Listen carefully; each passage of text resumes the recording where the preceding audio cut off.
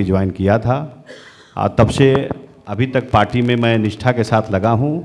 मैं भी पार्टी का उम्मीदवार के तौर पे क्षेत्र में नरकटियागंज से घूम रहा हूँ और मुझे उम्मीद है कि मुझे टिकट मिलेगी।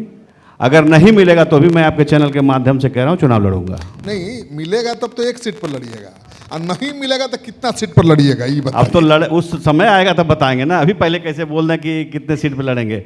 लेकिन नहीं मिलेगा तो जीतना मुश्किल होगा लोगों का। हाँ। चंपारण हमारा है और हम चंपारण के हैं, ये हम जानते हैं। वो चंपारण में जीतने नहीं देंगे। नहीं, ये कैसे हम कह सकते हैं। लेकिन कहने मैं का कहता मतलब तो यही है ना सर। मैं कहता हूं जब जो आदमी सेवा करेगा, जो आदमी हमेशा पार्टी के लिए पूरे तन मन धन के साथ लगा है, अगर उस व्यक्ति को टिकट नहीं मिलेगा तो उसके चाहने वाले लोग कहीं ना कहीं तो जाएंगे। तो जहां मैं जाऊंगा वहां वो लोग जाएंगे। चलिए राजन से जो सवाल पूछना है पूछिए। मुस्कान, प्रशांत किशोर को कैसे देख रहे हैं इस चुनाव में? प्रशांत किशोर जी भ्रष्टाचार को, जो भ्रष्टाचार हो रहा है उस सबको उजागर कर रहे हैं। जो भ्रष्टाचारी मंत्री हैं, नेता हैं, सबके बारे में बोल रहे हैं। आप ही के पार्टी के नेता निशाने पर हैं। किस पे किस निकाल रहे हैं बीजेपी? जो भी जिसके ऊपर भी प्रशांत किशोर जी भ्रष्टाचार का आरोप लगा रहे हैं उनको खुले मंच पे आकर के जवाब देना चाहिए। अगर वो चोर नहीं है तो उनके दाढ़ी में तिनका क्यों, आकर के जवाब देना चाहिए। बीजेपी की साइड है, राजन जी की जन स्वराज के साइड है, ये क्लियर नहीं नहीं नहीं नहीं नहीं, मैं जन स्वराज के साइड नहीं हूँ। प्रशांत जी का जो प्रशांत किशोर बोल रहे हैं, जिस नेता के बारे में भी बोल रहे हैं, उस नेता को सामने आकर अपनी बात रखनी चाहिए। अगर वो चोर नहीं है तो उसे डरना नहीं चाहिए। अगर प्रशांत किशोर गलत हैं तो उनके ऊपर मुकदमा भी करना चाहिए और प्रशांत किशोर को भरे बाजार में लाकर बेइज्जत भी करना चाहिए। चुनाव में कैसा देख रहे हैं? आप ही लोग का सुन रहे हैं कि वोट काटने के लिए आए हैं। देखिए, चुनाव में प्रशांत किशोर जी दोनों पार्टियों को क्षति तो पहुंचाएंगे। अब आगे सामने आएगा तो पता चलेगा किसको ज़्यादा क्षति पहुंचाते हैं। मतलब दोनों को नुकसान? हाँ, दोनों को क्षति पहुंचा मतलब रहे हैं। वोट कटवा के रूप में देख रहे हैं, सरकार बनाने अब के इसको रूप हम में। कैसे कहते हैं। अब तो आने वाला समय में चुनाव आ जाए, प्रत्याशियों की घोषणा हो जाए, उसके बाद पता चलेगा। प्रत्याशियों के ऊपर भी डिपेंड करता है। देखिए, अमित शाह जी, मोदी जी देश की गद्दी पे बैठ करके बिहार की राजनीति को तय किसी कार्यकर्ता के किसी नेता के माध्यम से नहीं कर सकते। जो नेता जिसको पब्लिक चाहती है, अगर उसको टिकट नहीं देंगे तो इन लोगों को भी क्षति उठानी पड़ेगी। चाहे जनता दल यू हो, चाहे भारतीय जनता पार्टी हो, चाहे आरजेडी हो, चाहे कांग्रेस हो। जिसको जनता पसंद करती हो, जो जनसेवा करता हो, उसे टिकट मिलेगा, तभी ये नैया पार लगेगी, नहीं तो नहीं लगेगी।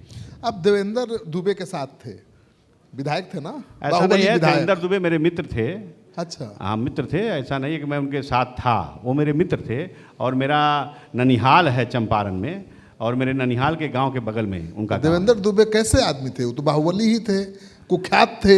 देखिए, मैं नहीं कह सकता कुख्यात थे, लेकिन जनता ने उन्हें सम्मानित पद दिया था और अपना जनप्रतिनिधि चुना था, तो एक सम्मानित विधायक थे।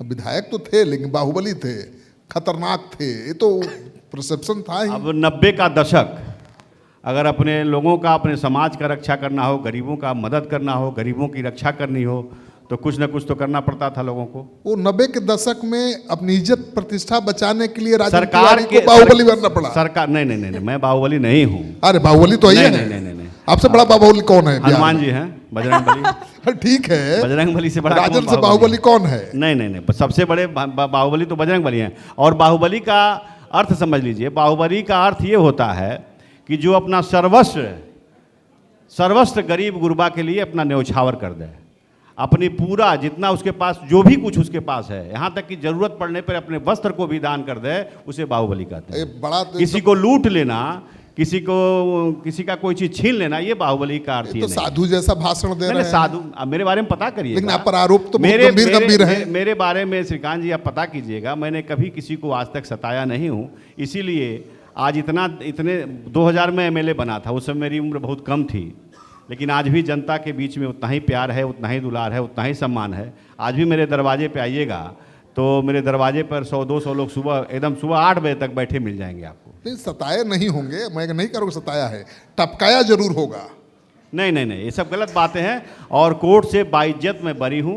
मेरे ऊपर मैंने कहा ना, 90 के दशक में तमाम ऐसी सरकारें थी जो किसी का आवाज़ बनता था उसको दबाने के लिए उस पर फर्जी मुकदमे लगा दिए जाते थे। ब्रिज बिहारी हत्याकांड में आपका नाम आया, अजीत सरकार में नाम आया। सुप्रीम कोर्ट, मेरी बात सुनिएगा, नहीं गलत बात, सुप्रीम कोर्ट ने बाइज्जत बरी किया।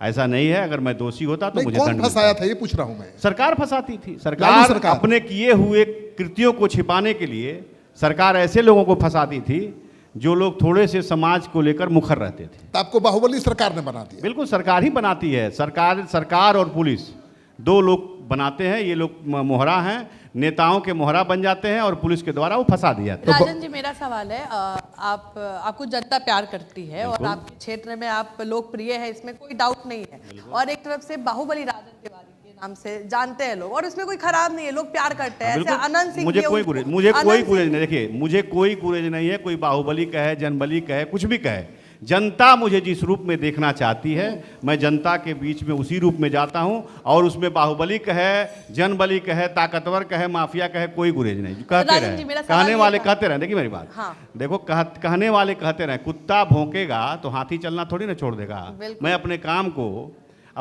अपना कर्तव्य समझता हूं और उस कर्तव्य का निर्वहन मैं बहुत अच्छी तरह करना जानता हूं। राजन जी, तो मेरा सवाल ये था कि आप मानते हैं ना कि बिहार की राजनीति में अगर सरकार बनानी है तो बाहुबलियों का सपोर्ट चाहिए? ऐसा नहीं है। देखिए बाहुबलियों का कोई सपोर्ट कभी सरकार बनाने में नहीं रही है। मैं बता दूं, अब जनता जागरूक हो चुकी है। 90 के दशक में जनता के पास एंड्रॉयड फ़ोन नहीं था, चौक चौराहों पर सीसी कैमरे नहीं थे। अब कोई भी कोई काम करेगा गलत, वो उजागिर हो जाएगा।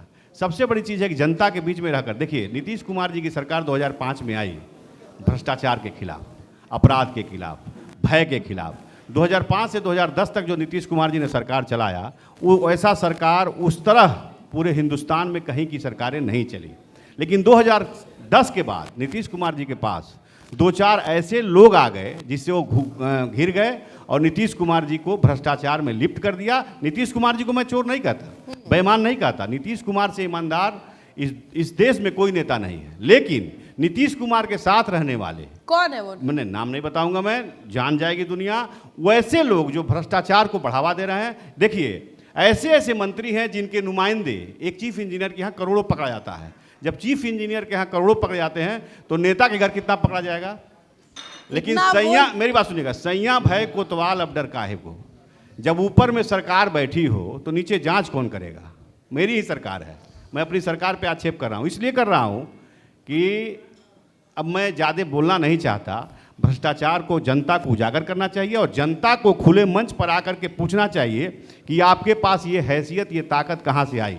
मैं पूछना चाहता हूँ कि एक बार MP MLA बन जाने के बाद लोगों के पास इतनी प्रॉपर्टी आती कहाँ से है? आजकल के नेता ठेकेदार हो गए, आजकल के नेता दलाल हो गए, आजकल के नेता ठेकेदारी मैनेज करने में मस्त हो गए। तो जनता का दुख कौन संभालेगा, कौन हरेगा उसके दुख को? मैं ये जानना चाहता हूँ। मैं तो खुले मन से कहता हूँ कि मेरी भी संपत्ति की जांच करा लो, मेरे भी अगर गलत पैसे मेरे पास हो तो उसको भी जांच कराओ, मेरे वो ED CBI जो भी जांच कराना हो करा लो। लेकिन नेताओं की जांच कराना आवश्यक है। जब नेता के नुमाइंदों के पास से अरबों खरबों पकड़े जा रहे हैं तो नेताओं के पास कितने पैसे होंगे, जानना चाहता हूँ। राजन जी, लास्ट और आखिरी सवाल, आपकी बातों से लग रहा है कि आप NDA से टिकट नहीं मिलेगा तो महागठबंधन नहीं ऐसा देखिए, दोनों हाथ में लड्डू है। मैं बता रहा हूँ कि मैं किसी गठबंधन के साथ नहीं हूँ। इस समय आपके पास स्वतंत्र बात करने आया हूँ, जनता की बात रखने आया हूँ। भारतीय जनता पार्टी के सदस्य की हैसियत से भी नहीं बैठा हूँ। मैं बिहार की आवाम की बात कर रहा हूँ आपके सामने। देखिए लोग कहता है, कांग्रेस के बारे में बात करता है, लोग कहता है कांग्रेस ने क्या दिया देश को। तो मैंने कांग्रेस की पार्टी, गांधी परिवार ने शहादत दी देश को। कौन नहीं कहा? देश आज़ाद हुआ था तो सुई बनाने की एक फैक्ट्री नहीं थी? बताइए। आज 2017 में हमारी पार्टी की सरकार है, 2017 में GST लगा दिया, आज GST घटा दिया और दुकान हम लोग बैठ के पोस्टर चिपका रहे हैं कि क्या हो भैया तुम्हारे इतना कम हो गए कपड़ा तो कम, कपड़ा का रेट कम हो गया, लेकिन धागे का रेट का दाम बढ़ गया, GST धागे पर बढ़ गई। तो हमारा 2017 से लेकर के अभी तक 3.5 लाख करोड़ जो 1,55,000 करोड़ जो सरकार के खाते में गई है ऑनलाइन, तो उसको ऑनलाइन सरकार को वापस कर देना चाहिए। जनता को मूर्ख बनाकर ठगने का काम नहीं करना चाहिए। चलिए, हमारे सुनिएगा, मेरी बात सुनिएगा। बिहार की जनता, बिहार 20 साल से हमारी सरकार है और 20 साल से हमारे देश में, हमारे प्रदेश में एक फैक्ट्री नहीं लगी। हमारे यहाँ के ट्रेन चलाई जाती है मजदूरी करने जाने के लिए। हम क्या मजदूर हैं? मजदूर बन के रह जाएं? हमारे यहाँ के गरीब गुरबा, हर जाति के लोग, हर कास्ट के लोग मजदूरी करने जाते हैं गुजरात, आसाम, बंगाल, चंडीगढ़, पंजाब, दिल्ली। क्या हमारे यहाँ फैक्ट्री नहीं लगाने का कुवत है लोगों के पास? गुजरात में क्या है बताइए? गुजरात में कपास की खेती होती है, लेकिन इतनी फैक्ट्रियाँ हैं कि यहाँ के लोग लेबर जाकर वहाँ काम करते हैं और गुजरात धनी प्रदेश है। पंजाब में क्या है? हरियाणा में क्या है? हमारे स्टेट में भी हो सकता है, लेकिन हमारे नेताओं की महत्वाकांक्षाओं में कमी है। और सिर्फ दूसरे की चमचई और दलाली करके राजनीति करने से क्या फायदा। ऐसा राजनीति करने से बढ़िया है कि बिना राजनीति किए घर पे बैठो। समाज सेवा पद नहीं मिलने के बाद, पद नहीं रहने के बाद भी आप समाज सेवा कर सकते हो और पद मिलने के बाद भी आप कर सकते हो। तो सुन लिए ना, राजन तिवारी को टिकट दीजिएगा तो फायदा में रहिएगा, नहीं दीजिएगा तो नुकसानवा आप ही का होगा, ये बोल दिए हैं लाइव में। अब शुक्रिया हमारे साथ खास बहुत बातचीत धन्यवाद, करने के बहुत लिए। बहुत हाँ, राजन जी ने तो क्लियर कर दिया भाई कि अब छोड़ो, मोह माया छूट गया एनडीए का। नहीं मोह मा, देखिए मैं राष्ट्रवाद के पक्ष में हूँ, मैं सनातन को मानने वाला हूँ, नवरात्रा चल रहा है, मेरी दाढ़ी देखिए, लेकिन मैं दूसरे के धर्म पे कमेंट भी नहीं करता। मैं जितना मैं अपने धर्म से प्यार करता हूँ उतना ही दूसरे के धर्म से भी एकदम मोहब्बत राहुल करता हूं। गांधी का लाइन है। नहीं जय नहीं हो। नहीं, काहे का उतना बड़ा मत बनाइए मुझे, मैं छोटा हूँ। क्लियर। धन्यवाद चलिए। धन्यवाद।